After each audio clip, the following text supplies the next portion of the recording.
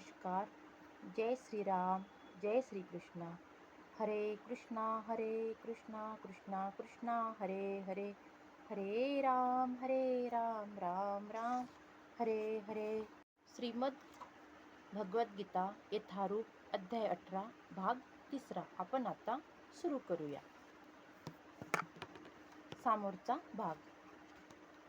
कोई यह सोच सकता है कि कृष्ण अर्जुन के मित्र थे, अतः अर्जुन यह सब चाटुकारिता के रूप में कह रहा था। लेकिन अर्जुन भगवत गीता के पाठकों के मन से इस प्रकार के संदेह को दूर करने के लिए अगले श्लोक में इस प्रशंसा की पुष्टि करता है।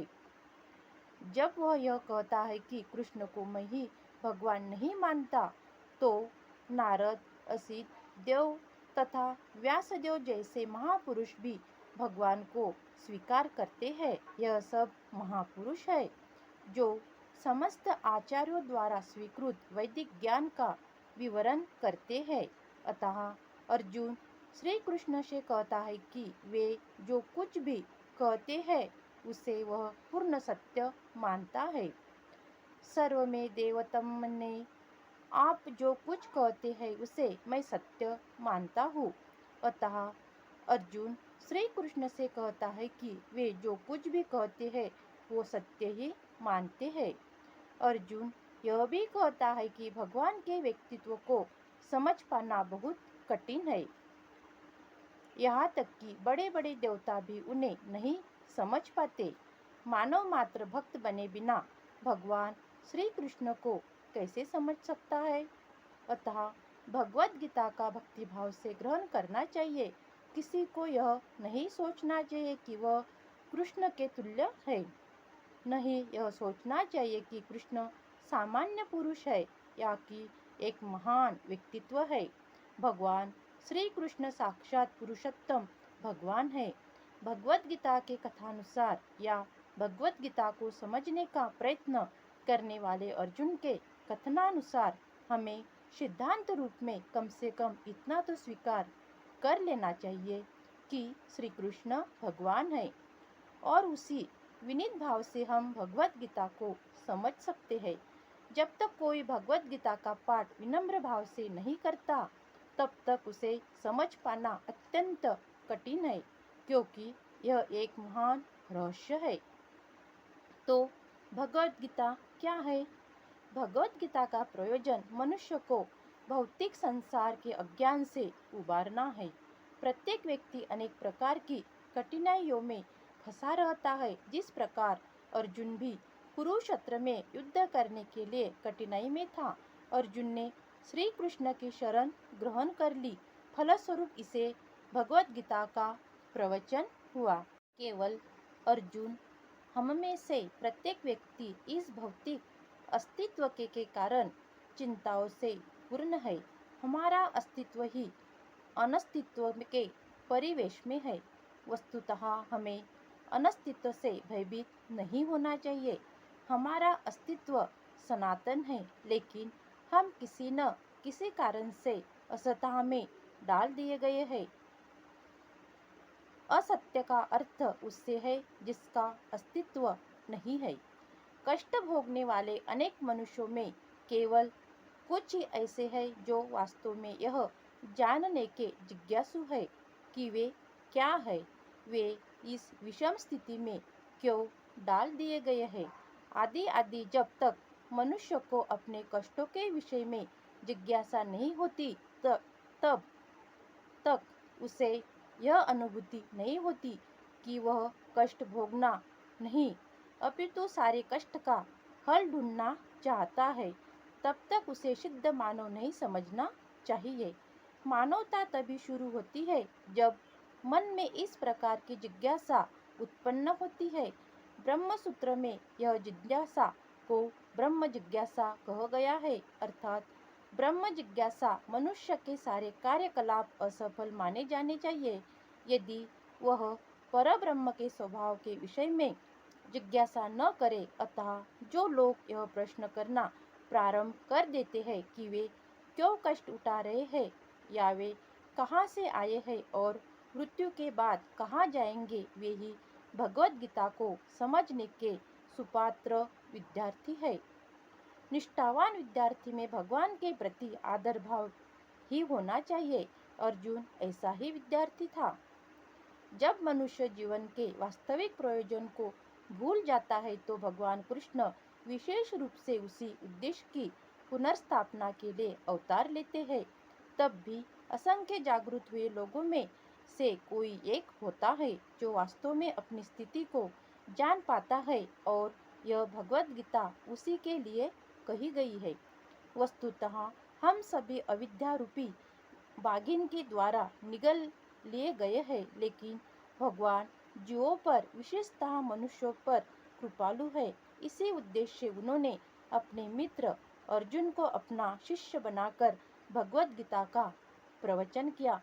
कृष्ण भगवान ने अपने मित्र अर्जुन को शिष्य बनाया और भगवत गीता का प्रवचन अर्जुन के साथ किया।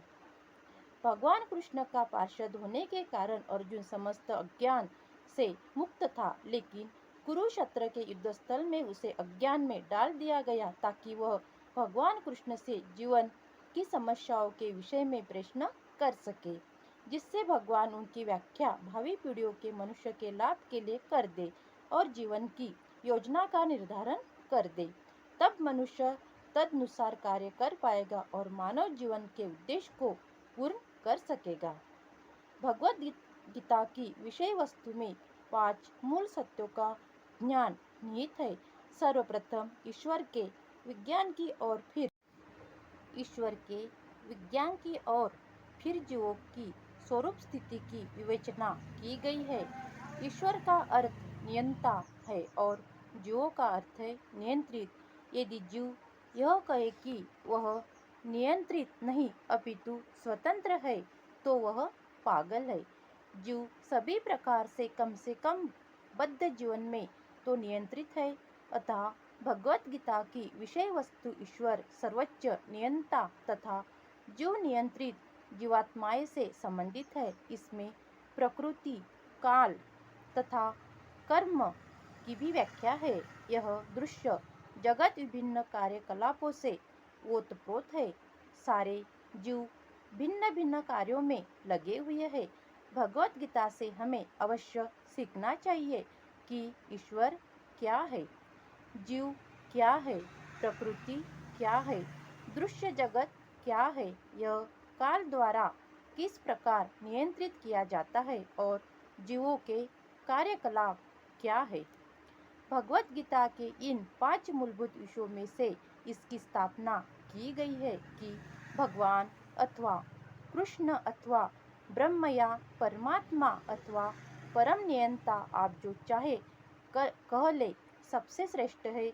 जीव गुण में परम नियंता के ही समान है। उदाहरणार्थ, जैसा कि भगवत गीता के विभिन्न अध्यायों में बताया जाएगा, भगवान भौतिक प्रकृति के समस्त कार्यों के ऊपर नियंत्रण रखते हैं। भौतिक प्रकृति स्वतंत्र नहीं है, वह परमेश्वर के निर्देशन में कार्य करती है। जैसा कि भगवान कृष्ण कहते हैं, मयाधीशन प्रकृतिमं सूर्यते सचराय चरम। भौतिक प्रकृति मेरे निर्देशन में कार्य करती है। जब हम दृश्य जगत में आश्चर्यजनक घटनाएं घटते देखते हैं तो हमें यह जानना चाहिए कि इस दृश्य जगत के पीछे एक नियंता है। बिना नियंत्रण के किसी का प्रकट होना संभव नहीं। नियंता को न मानना बचपन है। उदाहरणार्थ, एक बालक सोच सकता है कि स्वतोचालित यान विचित्र होता है क्योंकि यह बिना घोड़े के या खींचने वाले पशु से चलता है, किंतु अभिज्ञ व्यक्ति स्वतोचालित यान की अभियांत्रिक व्यवस्था में परिचित होता है। वह संदेह जानता है कि इस यंत्र के पीछे एक व्यक्ति, एक चालक होता है। इसी प्रकार परमेश्वर वह चालक है जिससे निर्देशन में सब कार्य हो रहे हैं। भगवान ने जीवों को अपने अंश रूप में स्वीकार किया है। जैसा कि हम अगले अध्याय में देखेंगे, सोने का एक कण भी सोना है, समुद्र के जल की बूंद भी खारी होती है। इसी प्रकार हम जो भी परम नियंता ईश्वर या भगवान श्री कृष्ण के अंश होने के कारण सूक्ष्म मात्रा में परमेश्वर के सभी गुणों से युक्त होते हैं, क्योंकि हम सूक्ष्म ईश्वर या अनिध्यस्त अधीनस्थ ईश्वर है। हम प्रकृति पर नियंत्रण करने का प्रयास कर रहे हैं, जैसे कि वर्तमान में हम अंतरिक्ष या ग्रहों को वश में करना चाहते हैं, और हमें नियंत्रण रखने की यह प्रवृत्ति इसीलिए है क्योंकि यह कृष्ण में भी है। यद्यपि हम में भौतिक प्रकृति पर प्रभुत्व जमाने की प्रवृत्ति होती है, लेकिन हमें यह जानना चाहिए कि हम परम नियंता नहीं हैं। इसकी व्याख्या भगवद गीता में की गई है। इससे आगे की कथा हम अगले वीडियो में सुनेंगे। तब तक के लिए जय श्री राम, जय श्री कृष्णा। हरे कृष्णा, रामा रामा कृष्णा कृष्णा। जय श्री राम।